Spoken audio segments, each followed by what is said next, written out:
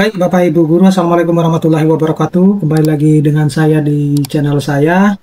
Nah, informasi yang akan saya share kepada Bapak Ibu Guru yaitu terkait dengan pencairan tunjangan sertifikasi guru triwulan keempat ya, bulan November yang terus berjalan pencairannya.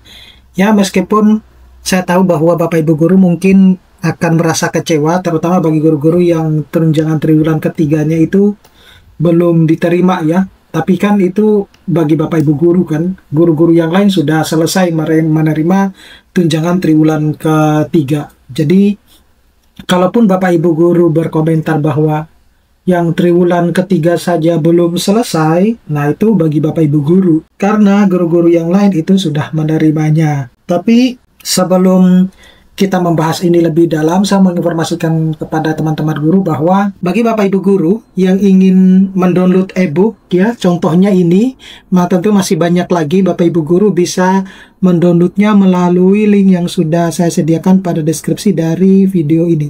Nah, Bapak Ibu Guru kalau sudah mendownloadnya, diharapkan untuk menyimpan linknya, karena update-update terkait dengan buku guru maupun buku siswa mulai dari SD sampai SMA maupun yang sederajat ya, termasuk madrasah, kemudian buku-buku PAUD, cerita dongeng, dan modul PPG dan lain sebagainya, itu akan terus diupdate oleh tim ya. Jadi Bapak Ibu Guru bisa mendownloadnya dan menyimpan linknya, karena nanti sewaktu-waktu Bapak Ibu Guru bisa cek lagi, nanti setiap dicek nanti ada updateannya. Nah, baik Bapak Ibu Guru, seperti kita ketahui bahwa pencairan tunjangan sertifikasi guru untuk yang triwulan keempat yang terjadi sejak tanggal 5 dan 6 November hingga saat ini itu mayoritasnya adalah yang guru non-ASN ya. Namun demikian ada juga beberapa guru yang ASN yang sudah menerima tunjangan sertifikasi guru yang triwulan keempat seperti itu. Nah, kalau Bapak Ibu Guru bertanya bahwa kenapa yang ASN dulu yang yang non-ASN dulu yang mendapatkannya, perlu Bapak Ibu ketahui bahwa sejak triwulan 1 hingga triwulan ketiga, itu yang selalu mendapatkan pertama itu adalah yang ASN. Jadi giliran ya, pas di triwulan terakhir ini, triwulan keempat, yang diprioritaskan pertama itu adalah guru-guru non-ASN. Lagian kalau misalnya Bapak Ibu Guru sudah menerima tunjangan triwulan ketiganya sudah selesai, saya tidak berbicara mereka yang tunjangan triwulan ketiganya belum selesai ya. Jadi kalau tunjangan triwulan ketiganya sudah selesai, Bapak Ibu Guru itu hanya tinggal menunggu waktu kapan Bapak Ibu Guru akan mendapatkan tunjangan triwulan keempat gitu. Kenapa demikian? Karena di tunjangan triwulan keempat itu tidak ada validasi data, tidak ada Bapak Ibu Guru harus menunggu kode sekian, tidak ada. Jadi itu sudah berdasarkan dari validasi pada triwulan ketiga, jadi langsung akan dicairkan. Jadi Bapak Ibu Guru nggak perlu khawatir akan hal tersebut. Namun, bagi Bapak Ibu Guru yang triwulan ketiganya itu belum didapatkan hingga saat ini, mungkin Bapak Ibu Guru bisa introspeksi pada datanya ya, melihat kembali datanya, kenapa saya itu belum dicairkan tunjangan profesi guru yang triwulan ketiganya gitu. Karena kalau Bapak Ibu Guru terus berspekulasi negatif thinking terhadap Kemendikbudristek maupun Info GTK, itu tidak ada gunanya, karena suka-suka mereka kapan harus dicairkan. Nah, tentu kapan harus dicairkan itu berdasarkan dari batch yang mereka dapatkan duluan. Jadi kalau Bapak Ibu Guru baru mendapatkan katakanlah kode 02 di tanggal-tanggal 20 Oktober ke atas, ya pasti akan belum dicairkan gitu. Jadi ya itu tadi bahwa bukan ini ya, mungkin Bapak Ibu Guru bisa mengecek kembali di Info GTK-nya. Nah, ini jadwal dan tahapan pencairan. Jadi kalau kita melihat juknis resmi untuk yang tunjangan triwulan keempat itu memang dimulai pada bulan November. Jadi tidak ada salahnya kalau memang pemerintah itu sudah mencairkan yang tunjangan triwulan keempat ya.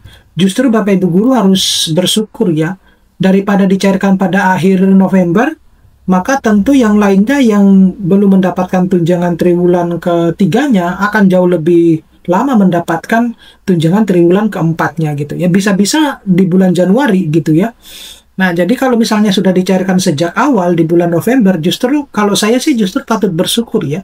Karena biasanya kalau untuk yang triwulan 1, triwulan 2, dan triwulan 3, itu biasanya di akhir bulan, terkecuali yang triwulan ketiga itu molor 1 hari di tanggal 1 Oktober gitu. Yang semestinya harus cair di bulan September. Untuk non-ASN, jadi peraturannya itu berdasarkan dari Seksjen Kemdikbudristek nomor 1 tahun 2025. ASN itu Permendikbudristek nomor 4 tahun 2025. Jadi pembayarannya itu adalah rentang Oktober dan Desember dan dilakukan mulai pada bulan November. Seperti itu Bapak Ibu Guru. Nah, ini alasan ya kenapa kemudian pencairan untuk tunjangan triwulan keempat itu lebih cepat ya. Jadi bagi teman-teman guru yang sudah selesai mendapatkan triwulan ketiga, tentu tidak perlu khawatir untuk validasi data, karena data yang diambil itu berdasarkan dari triwulan ketiga. Nah, anggaran itu sudah sebenarnya disiapkan sejak awal gitu ya. Jadi ya tidak perlu harus diperdebatkan kenapa yang tunjangan triwulan ketiga saja belum selesai tapi sudah membahas yang triwulan keempat. Ya saya hanya cuma memberikan update informasi gitu. Ya, berdasarkan dari info GTK dan Kemendikdasmen gitu. Kemudian penyaluran langsung dari pusat itu tanpa menunggu daerah gitu ya. Jadi tidak perlu lagi harus menunggu informasi dari daerah karena langsung dicairkan oleh Kementerian Pendidikan Dasar dan Menengah maupun Kementerian Keuangan. Nah, guru non ASN itu menerima lebih dulu, ASN itu menunggu SKTP ya. Sebenarnya tidak harus menunggu SKTP ya, tapi informasi yang saya dapatkan karena ASN itu sejak triwulan 1 hingga triwulan ketiga itu selalu didulukan dulu ya.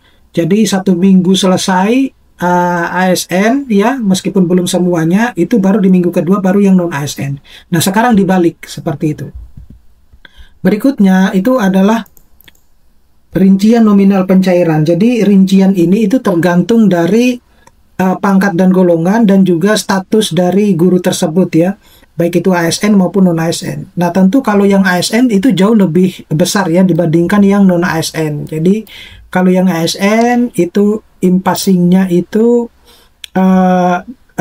biaya besaran rincian yang bisa diterima untuk yang ASN itu 9 juta sekian.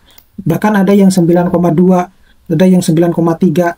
Kemudian untuk yang guru non ASN itu rata-rata 5 sampai 6 juta gitu. Jadi pencairan ini ya itu tadi disesuaikan dengan pangkat dan golongan dan masa kerja, kemudian dan juga status dari guru tersebut apakah ASN maupun non ASN.